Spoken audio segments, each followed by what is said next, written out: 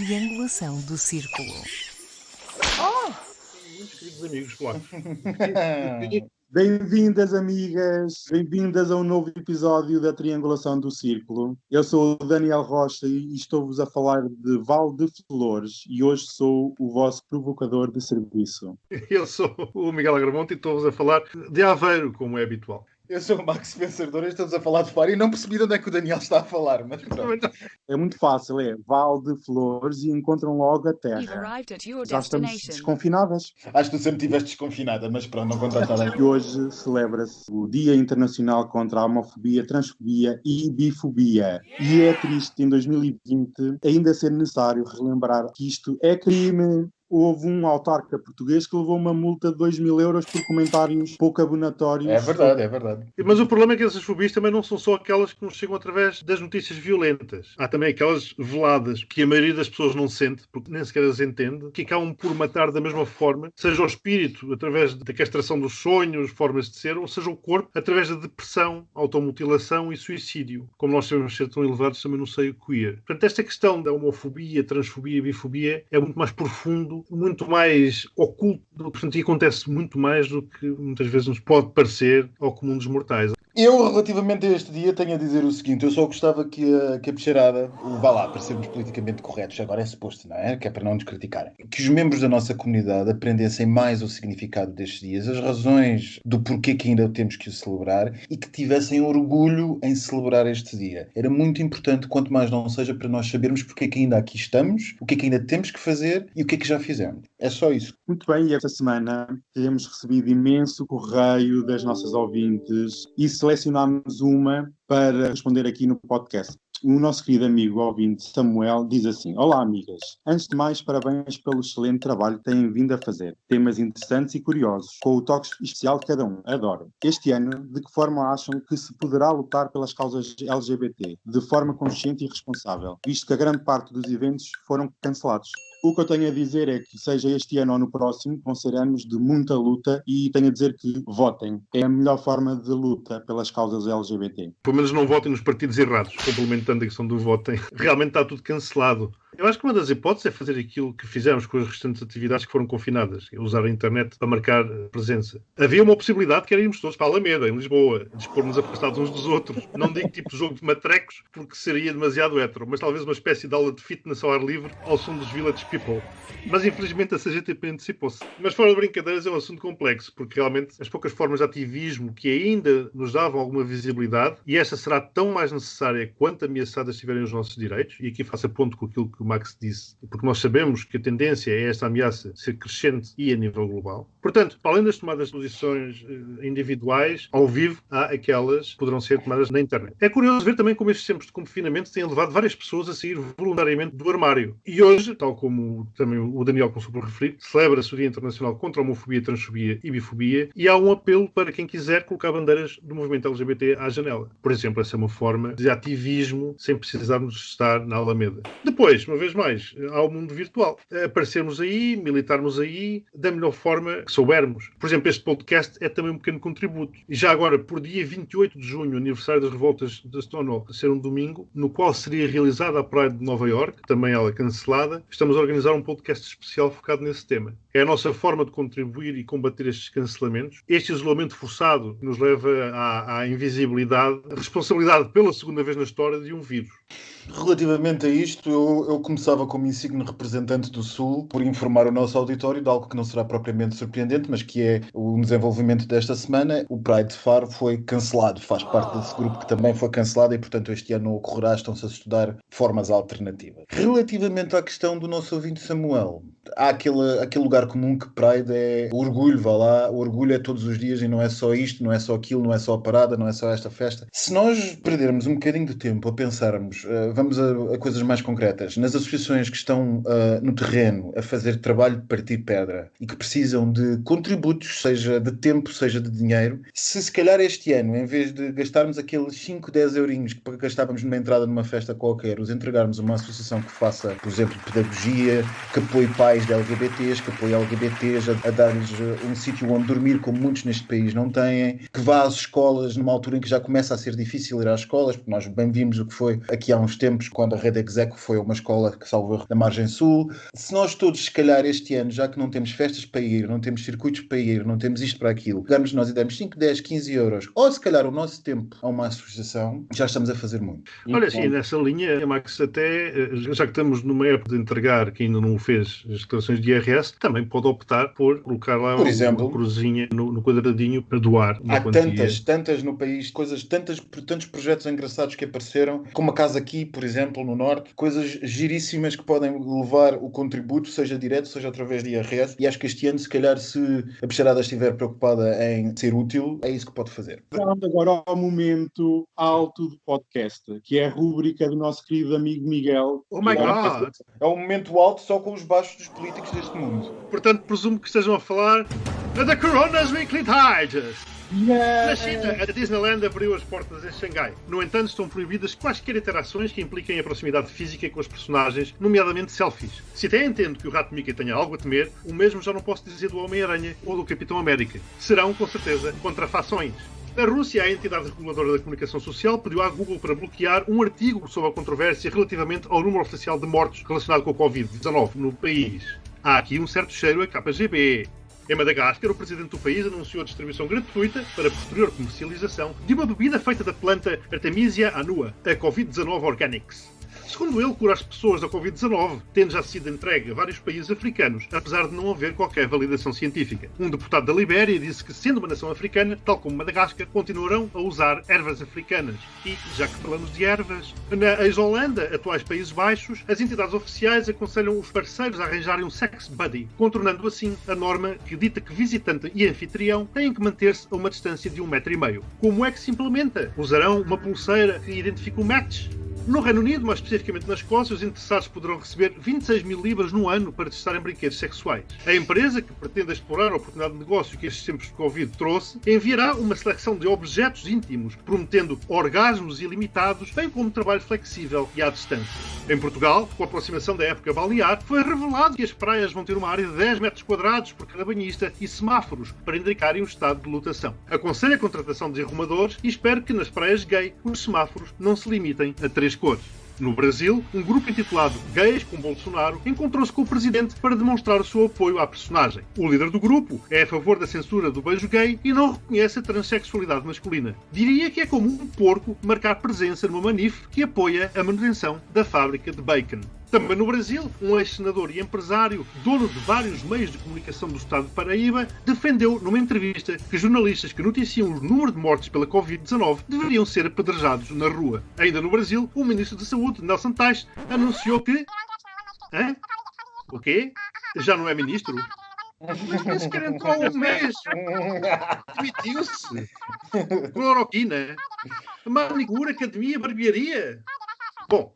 Nos Estados Unidos, Trump, esse cientista da área da medicina internacionalmente reconhecido, considerou inaceitável a resposta dada pelo epidemiologista Anthony Fauci a respeito da demasiadamente rápida velocidade a que o confinamento está a ser levantado. Presumo que agora, com duas opiniões de igual mérito científico, a questão esteja empatada. Ainda naquele país, a diretora do Instituto Global de Saúde da Universidade de Harvard sugere aplicar à população mundial um modelo que foi utilizado pelos atores da indústria porno dos anos 90 para combater o HIV. Eram todos testados a cada 14 dias e os resultados inseridos numa base de dados. Os positivos e todos os que com eles contactaram eram rastreados. Ela afirma que não se pode ignorar esta tática só porque vem de uma indústria que muitos moralistas rejeitam. Pegando nesta última sugestão, só tenho uma coisa a dizer. Mantendo a linha e se querem ter sucesso, chamem ao modelo Covid-19 centímetros. Eu quero as 26 mil libras. Isto foi uma semana muito interessante. Elas têm sido todas. Elas têm sido Esta, todas. em particular, foi muito interessante. Não sei se vocês assistiram às revelações dos segredos de Fátima. Eu tenho assistido a todas.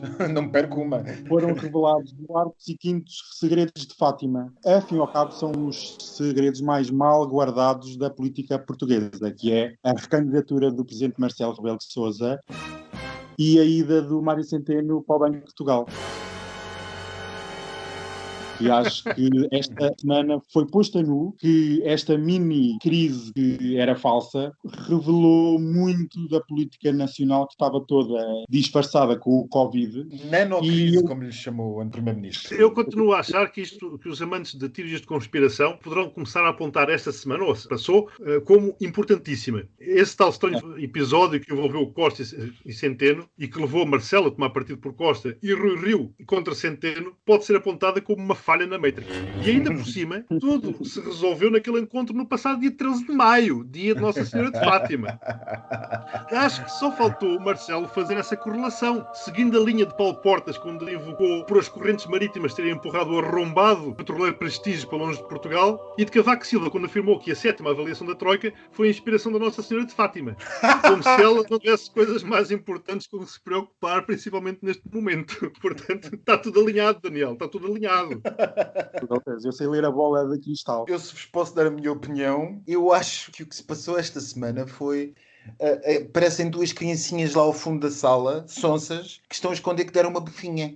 É o que estes senhores parecem. Prestaram um péssimo serviço à imagem dos políticos, infelizmente. Porque isto foi de tal maneira sonso, cheirou tão mal e cheirou a tão planeado que a coisa não pode ter dado boa imagem a quem dedica os seus dias, pelo menos, a prestar atenção ao que os senhores fazem. E depois, nós acabámos de assistir ao anúncio de uma candidatura do Centrão, basicamente. Exatamente. A uma candidatura que, pior, nos termos em que nós estamos, com a subida do populismo, com o nosso amigo, entre aspas, André Ventura, a fazer todos os dias o que faz. O que vai acontecer, quer queiramos, quer não, é que isto vai ser a candidatura do regime contra a sua oposição. Não era, se calhar, necessário nós entrarmos tão facilmente ou tão rapidamente numa situação em que vamos entrar. Eu não sei se vocês concordam comigo, mas a mim parece-me provável, possível, sobretudo se a economia não voltar a arrancar, se a crise social se instalar, parece-me bastante possível que nós tenhamos que ter uma contenda entre Marcelo Rebelo de Sousa e André Ventura. E chegados a esse ponto absolutamente desastroso da política nacional, vai ser votar no regime ou votar naqueles que estão contra o regime. E se então chegarmos a uma possibilidade, se chegarmos ao que eu acho que pode acontecer, que é uma segunda volta, isto é de gritar. Fujam, amigas, fujam. Primeiro-Ministro Costa, com a sua sapiência, que é um homem extraordinariamente ágil do ponto de vista político, assim como é Marcelo Rebelo de Sousa, independentemente das suas áreas políticas, pareceram relativamente inconsequentes com isto. Não sei, porque a não ser que eles não vejam este cenário como possível. Eu acho que foi a pior altura para se fazer uma coisa destas devido ao momento de ainda crise sanitária em que nos encontramos. Mas, repara, se nós olharmos para o calendário, agora também vou ligar aqui a bola de cristal, se nós olharmos para o calendário eleitoral, nós temos a eleição do Presidente da República em janeiro de 2021, depois temos as autárquicas em setembro-outubro de 2021 e temos as legislativas em setembro-outubro de 2023. Okay? Portanto, há ali um buraco em 2022, onde aparentemente não haverá. Depois há as europeias em 24. E, na minha opinião, começar pelas primeiras, ou seja, as presidenciais que estão aí à porta. Portanto, o pontapé de saída, na minha opinião, foi claramente dado por Marcelo no discurso do 25 de Abril, onde desmontou ponto por ponto os argumentos dos partidos à direita do PSD que defendiam a não realização da cerimónia. E tal como o Max disse, o Marcelo é efetivamente, também na minha opinião, um exímio estratega e aquilo teve um efeito 2 em 1. Primeiro era esvaziar a polémica, dando um puxão de orelhas a quem durante semanas andou a destabilizar a Pax Pandemium, mas acima de tudo tomou um lado, ir buscar o maior número de votos possível à esquerda. Porque o Marcelo sabe que à direita já tem os votos possíveis garantidos. Dali só vai perder voto dos mais radicais, que juntarão, uma vez mais, isto é futurologia e é a minha opinião, mas se juntarão as suas forças ao Ventura. Aliás, caso as coisas continuem como estão, é bem possível que o CDS se desintegre entre aqueles mais atreitos ao populismo antidemocrático, que migrarão para o Ventura, e acontecerá também a alguns mais ilustres do PSD, e os restantes que se manterão fiéis a Marcelo. Acredito que muita gente que até à data se tem abstido também irá votar no Ventura. Relembro que nas últimas presidenciais mais de metade dos eleitores licenciados não votou. E estes, para além de ser muita gente, são um alvo apetitoso para serem arrebanhados pelo jornalismo de mesa de tasca da CMTV e afins, em linha com o discurso de Ventura, mas também pelas redes sociais, que terão uma importância enorme disseminando fake news e votarão Ventura. Portanto, caso Marcelo, e fazendo a ponto com aquilo que o Max referiu, ou caso Marcelo não limpa a corrida à primeira volta, é bem possível que tenhamos uma segunda volta presidencial entre Marcelo e Ventura. E em ambas as situações, Ventura e companhia farão uma campanha suja, seja para garantir uma passagem à segunda volta, seja deseja, caso consiga isso, tentar vencê-la, o que acredito que não é para já, talvez daqui a 6 anos. O que temos vindo a assistir, através destes episódios mais ou menos inauditos, é o exemplo da movimentação estratégica das peças no tabuleiro político, para irem assumindo posições do que aí vem. Não foi por acaso que Costa anunciou Marcelo como futuro presidente durante a visita à Europa. Em 2022 há ali um vazio que está mesmo a pedir umas eleições. Eu acho que o atual governo se segura durante mais um ano e meio, precisamente o ano em que o Presidente da República não pode dissolver a Assembleia da República, antes e depois de janeiro de 2021, e até porque até lá também há muito para fazer, orçamentos, etc., para depois, face ao previsível agravamento da situação política e apresentando justificações como a crise e atritos com a Europa, etc., são convocadas eleições legislativas. E reparem que estas aconteceriam depois das autárquicas, que poderiam servir inclusivamente para tomar o pulso à realidade. É possível que num cenário deste tipo, dessas eleições, se a catástrofe for muito grande, saia uma espécie de governo de salvação nacional. Aquilo, imagino que seja o Max quisesse dizer centrão, através de uma aliança PS-PSD, não sei se é pré, se é pós-eleitoral, não faço ideia. Aliás, Rui Rio já se tem posicionado relativamente a esse respeito. E relativamente ao PSD, para fechar, Rui Rio venceu as diretas em janeiro deste ano, com um mandato de 2 anos, e fazendo as contas, as próximas cairão precisamente em 2022. Portanto, se nós olharmos para este cenário hipotético, ocorrerão precisamente antes das eleições legislativas. E Rui Rio terá aí a oportunidade de ouro de ser governo no tal governo de salvação nacional. Está tudo muito estranho. Está tudo muito estranho. E o alinhamento dos astros está assim.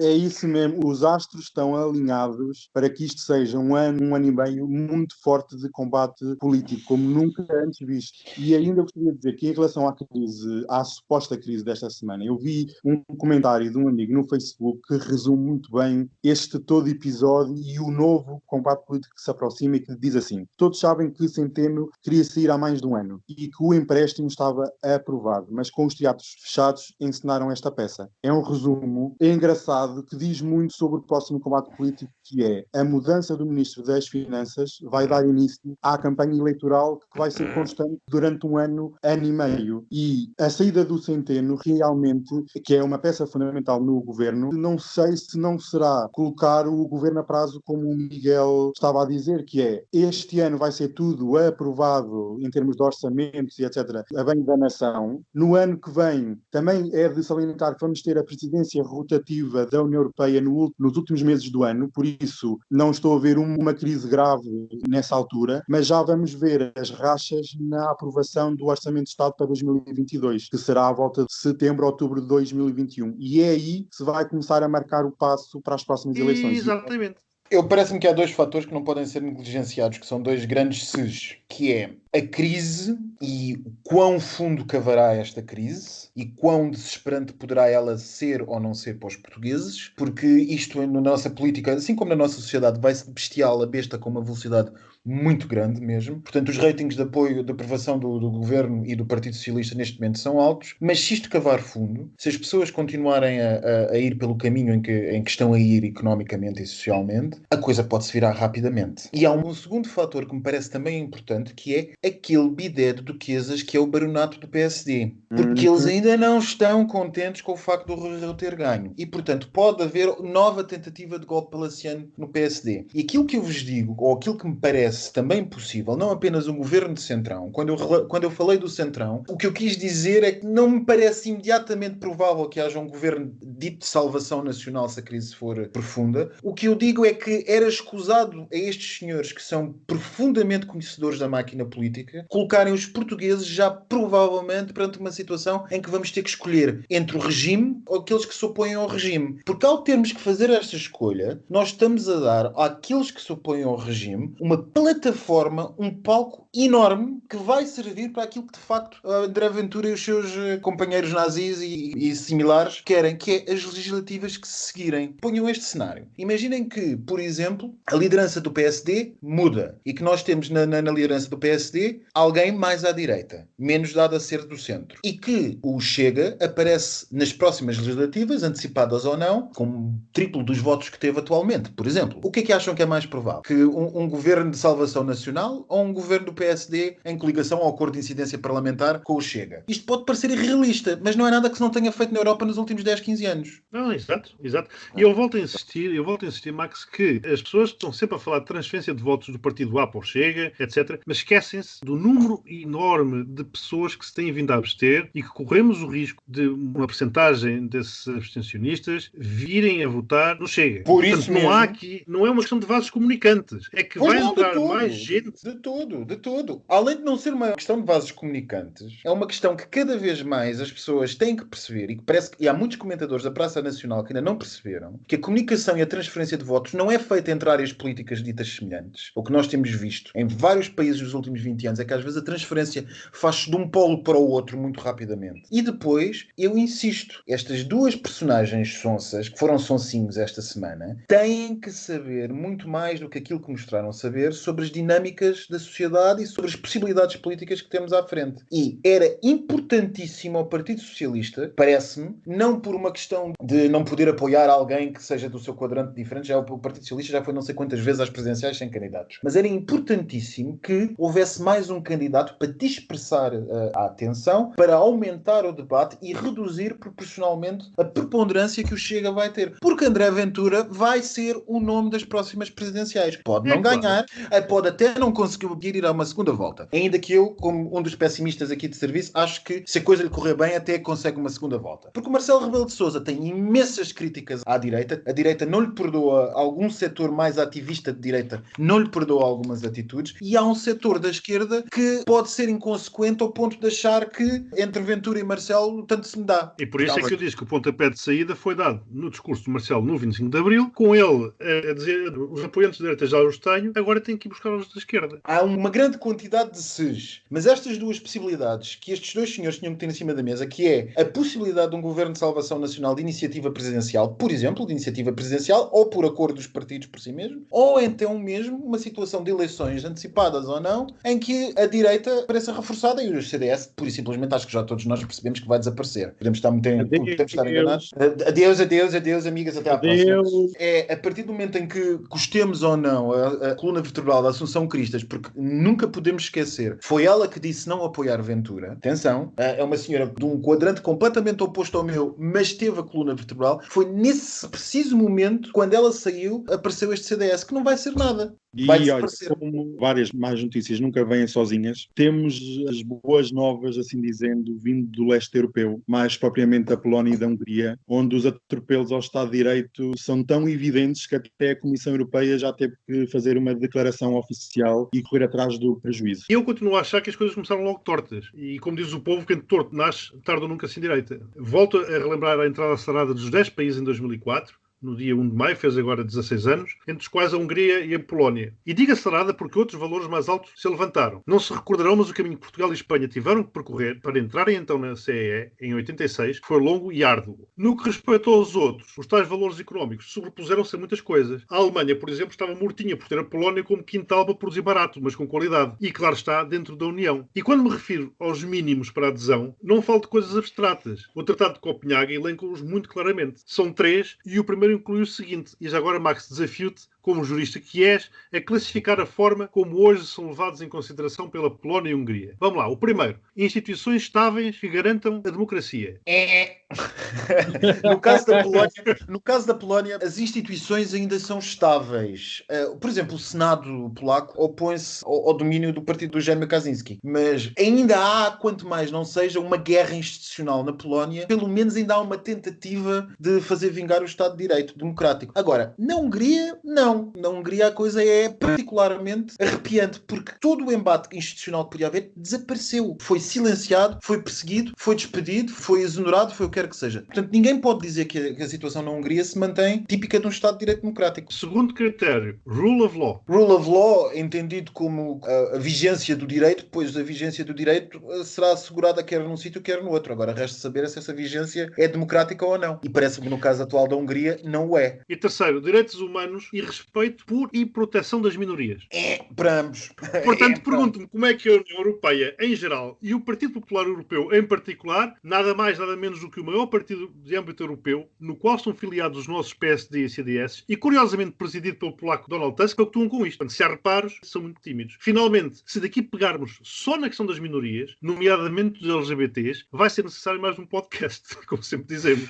Os gays na Polónia e trans na Hungria. Eu não ignoro os ulteriores motivos do Jânio Kaczynski e do seu PiS. Mas parece-me que na Polónia ainda vai havendo uma reação da sociedade civil, ainda há figuras da oposição, Donald Tusk, por exemplo, que referiste, há uma reação da imprensa séria, fortemente contrária ao governo, ainda há, quanto mais não seja, uma efervescência da sociedade que se opõe a determinada coisa, a determinado rumo das coisas, sem prejuízo de nós percebermos qual é o rumo. Na Hungria, não. A Hungria, a situação é muito, muito, muito, muito grave. Quando nós chegamos a um ponto em que a polícia vai visitar pessoas porque postaram coisas no Facebook contra o governo, acoberto de leis excepcionais que têm a ver com o Covid, nós estamos perante, há que dizê-lo, sem tibiezas e sem hesitações, uma ditadura. E não vale a pena fazermos passar a coisa por democracia autocrática ou autocracia não sei quê, esse tipo de terceiras figuras marginais que inventámos ultimamente para chamar alguns países quando quisemos que eles se mantivessem dentro da orla do aceitável. Não. A Hungria tornou-se numa ditadura. Quão perfeita essa ditadura poderá ser vai depender daquilo que acontecer nos próximos meses e anos, mas a mim parece-me, a continuar por este caminho, não haverá grande dúvida de que a União Europeia acaba de ter no seu seio uma ditadura e que nada vai fazer ou pode fazer contra isso. E pode ser que o Tribunal Constitucional da Alemanha se preocupe com isso.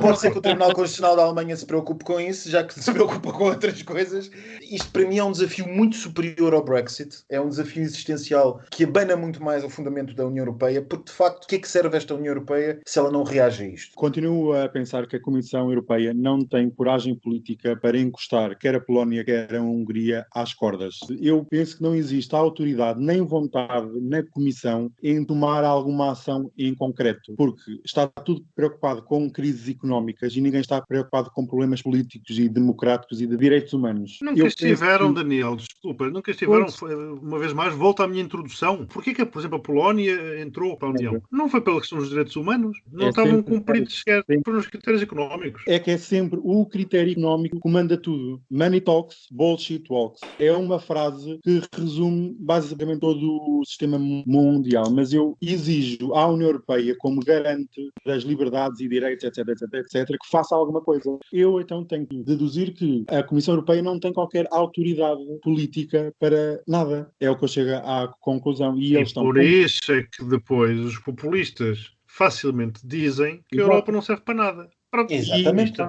Lá voltamos à mesma questão de sempre. Parece aqueles hamsters que estão nas rodas, sempre a rodar e não são do sítio. É que perante uma situação como esta, a inação da União Europeia dá razão aos Brexiters. Exatamente. É mais dá razão grave aos Brexiters. Dá razão aos Brexiters. O que é a União Europeia se não apenas uma superestrutura de cobrança de impostos e de distribuição de dividendos? É isso?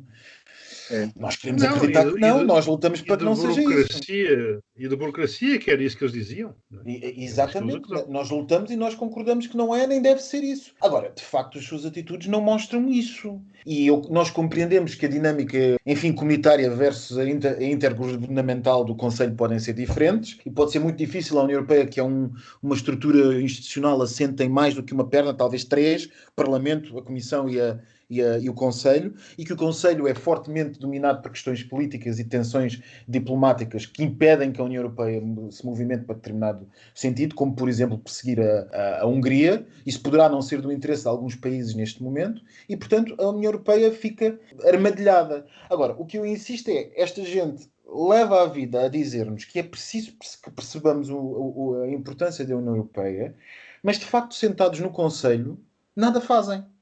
Não tanto a Comissão, não tanto o Parlamento Europeu. O próprio Parlamento Europeu teve esta semana uma moção de investigação à Hungria, ainda que já tenha feito não sei quantos relatórios nos últimos tempos, mas pelo menos algumas instituições da União Europeia movem-se. O grande bloqueio é sempre o Conselho, onde vive o poder intergovernamental, onde vive, falando um bocadinho à populista, onde vive a negociata. É verdade, e assim, e como todas as más notícias, hoje temos mais uma, e que é chegado o momento, porque vivemos neste período de desconfinamento, onde se inicia uma nova era das nossas vidas, e é tempo de eutanizar a rúbrica Estante da Semana. Tem sido só estantes horríveis, mas antes de acabarmos esta estante, não podemos deixar de eleger a última estante da semana, que será a pior de sempre, amigas, de sempre. Linda! Imaginem lá de quem é que é esta estante, do Ministro da Economia do Brasil, Paulo Guedes, que teve o desplante de aparecer com uma estante sem livros. Sem livros. O mundo está perdido. Em defesa dele, pelo menos foi original, é diferente. É compatível com o recheio das políticas daquele país. Exatamente. É Por isso isso mesmo. não é sexy, não, amigas. Por isso não é sexy. Entendam isso, que leiam alguns livros. E olha, deixamos aqui esta última estante da semana. Digam adeus. Depois pomos nas redes sociais para vocês verem, se não conhecerem. Exatamente, claro. Sempre, como sempre, Triangulação vão do ter círculo. direito a observar a estante da semana. E aqui está. Adeus, amigos.